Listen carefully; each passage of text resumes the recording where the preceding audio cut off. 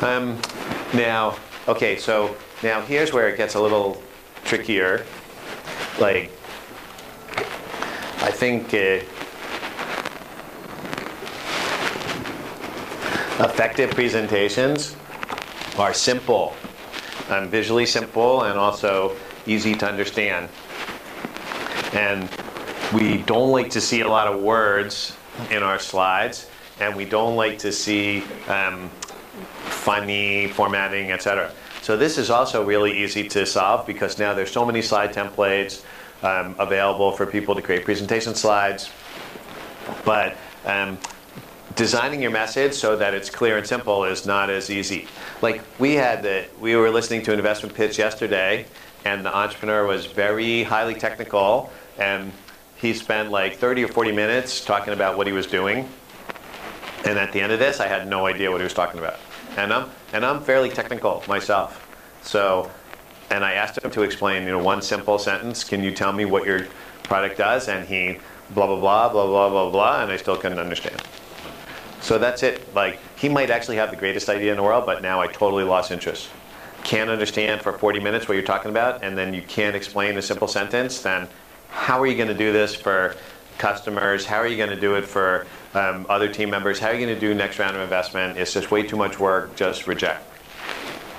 And okay, and do not read your slides. This is if you do a Google search on death by PowerPoint, you'll find people describing the worst presentations that they ever heard when the entrepreneur or when the presenter was reading the slide. I also like to use meaningful titles on my PowerPoint slides. You notice that like each slide summarizes what's happening on the slide instead of titles that are like book chapters, chapter 1, chapter 2, chapter 3. So this again helps to communicate a clear message.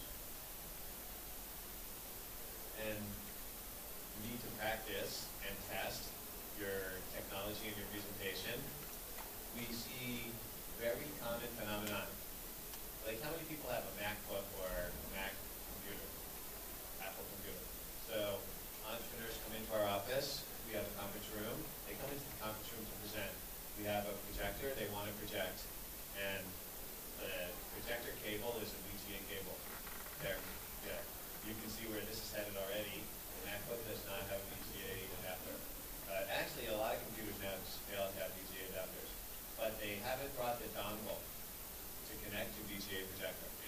So they're trying to connect the projector to the computer, and they can't do it. They fail. And this is the first impression. So again, what's the first impression that we get of this entrepreneur? He or she is what? Incapable, fumbling, ineffective, ill-prepared, what? All negative, right? We get no positive impression from that. So, expected us to have the dongle? Why? Did you write in the email, we need this and that? No. So, it's an immediate bad impression, and the bad first impression. And how long do people tend to maintain their first impression? Forever. So whatever the first impression you make on somebody is, that's how they will view you for the rest of your natural life. And you can never change that. Good. So it's well documented in scientific studies. People form a first impression of you and never change. Now, of course, never is very strong, but almost never change. So negative first impression, no matter what you do after that, it confirms. Yeah, even if you seem better later, but it's not going to really change your opinion. So, what to do? How to solve this problem? What is it? Be prepared. So, like for example, you have a Mac, bring a dongle. Hello, and I had experience with one entrepreneur came into our office, and he had the Mac dongle and it didn't work. And then he had 5 other Mac dongles. He had gone to Funan before. This was when our office wasn't central. He'd gone to Funan before. He bought every possible Mac dongle to connect to every possible type of cable, and came in and tried one after another, and Really, but okay. In fact, so is this a positive or negative? Actually, I felt positive. I thought he anticipated this problem. He went well beyond what most people try to do to solve this problem. That also didn't work, but that's very hard to foresee. I mean, very hard to foresee that every Mac dongle available in Funo would fail. So it wasn't perfect, though. What's a perfect solution? I did. Have a backup computer. I would have a second computer. Or even, what's an even better solution? Okay, thumb drive is okay, because that's usually our second step. Oh, got a thumb drive, and again, the entrepreneur doesn't have one, has to borrow from us, and then they copy to our computer. But even better solution, what I would advise if I was the entrepreneur pitching, what I do now is actually I bring my computer and my iPad with multiple adapters. But if I was really presenting, trying to raise a lot of money with presentations that I had to project, I would bring my own projector. Yeah, it's a Pico projector. So a Pico projector fits in your pocket. Fits it because they're not that expensive. They're a few $100s. You keep it in your bag. And then you test it with your computer, and you know it works. And then when you walk in, if the investor's setup doesn't work, you pull out your Pico projector, you sit on the table, and you project. How good do you look? A couple $100, now you look like I can think of anything in advance. Then, what else? How about, what about what to do when everything fails? So this happens too, right?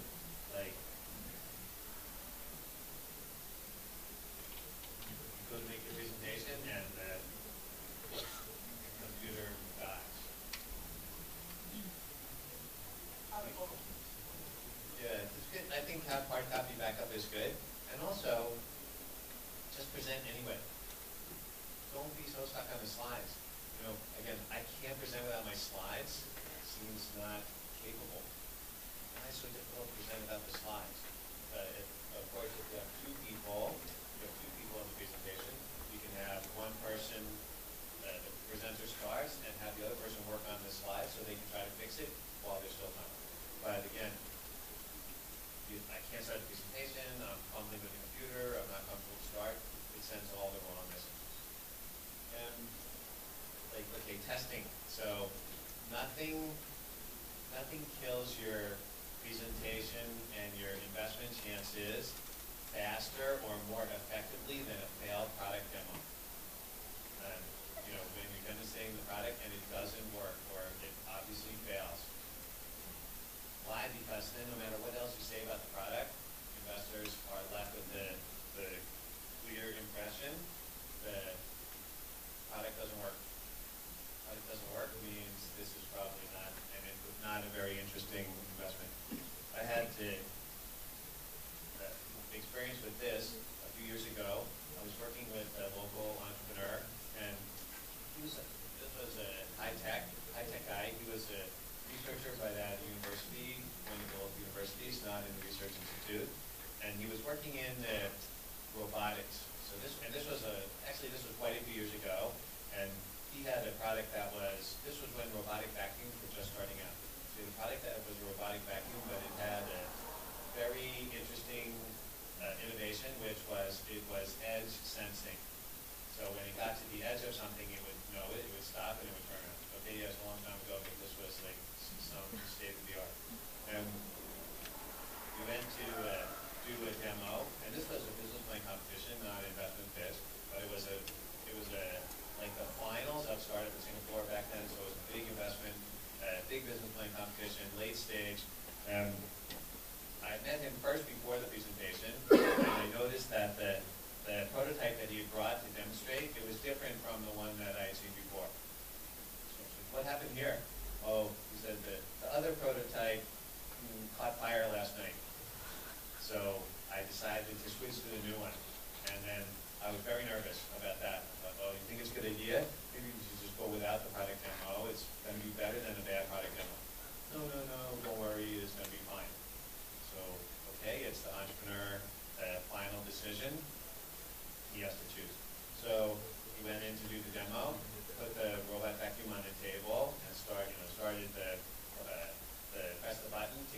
something moving and then announce, a lot of fanfare, it's going to stop when it gets to the edge. You can see the edge sensing.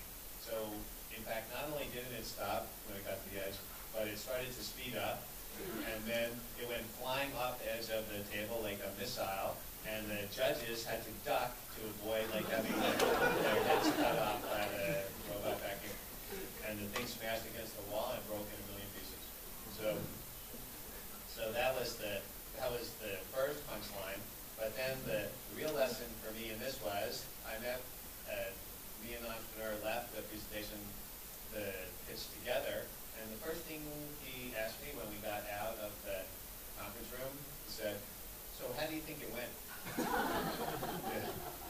Oh, I said, "Oh, how do I think it went?" Yeah, it could have gone worse if the demo had actually killed one of the judges. That would have been worse. And he said, "Oh, do you think so?" So I thought, yeah. And then what did I learn from that is, or what can we take away from that? Ability to assess your own performance also is extremely important in everything that you do, and definitely in successful investor presentations.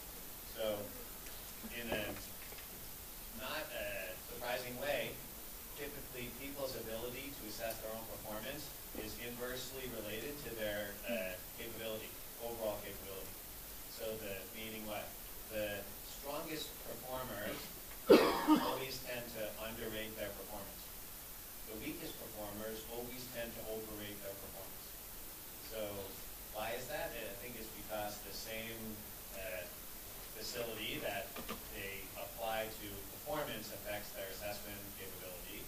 So if you find an entrepreneur that's not able to tell whether they're doing bad or good, this probably means they're not very good. Okay, and then solution test. You have to test everything, and then test again, and test under conditions that are similar to what you're going to be presenting, and foresee problems and avoid those problems as much as you can. Then last one, and one of the, if not the most common cause of presentation failure is a phenomenon we call choking. Yeah, presentation choking or choking. So what does that mean? Somebody is presenting and they get nervous and they make a mistake in the presentation, and then the fact that they made a mistake causes them to think about the mistake, and then this causes them to make another mistake, and then they get more nervous, and this creates a spiraling cycle down where they suddenly can't present anymore. They just choke up. And this happens in sports too. So how to avoid this? How many people are nervous before a presentation? Actually, everybody, right? Almost everybody is nervous before a presentation. And in fact, in studies of people where they're told about what's your greatest fear, the number 2 greatest fear is to die horrible accidental death. And number 1 greatest fear is what? Public speaking. Yeah. So most people would rather die horrible accidental death than do public speaking. So it's not, if you're nervous before presentation, it's not unusual. However, to avoid that nervousness becoming a problem in the presentation, you need to what? Acknowledge that you're nervous, and then accept, and then don't allow that spiral down that I talked about, that presentation choking, to affect your performance. So make a mistake, just move on. We say, forget about in golf, forget about your bad shots, think about your good shots. You make a bad shot and visualize what was a good shot you made before, and then make sure the next one, that'll help you make the next one like that. And then the sort of last important presentation tip is about question and answer. So this is where investors really decide. During the presentation, actual presentation portion of your presentation, investors are probably not going to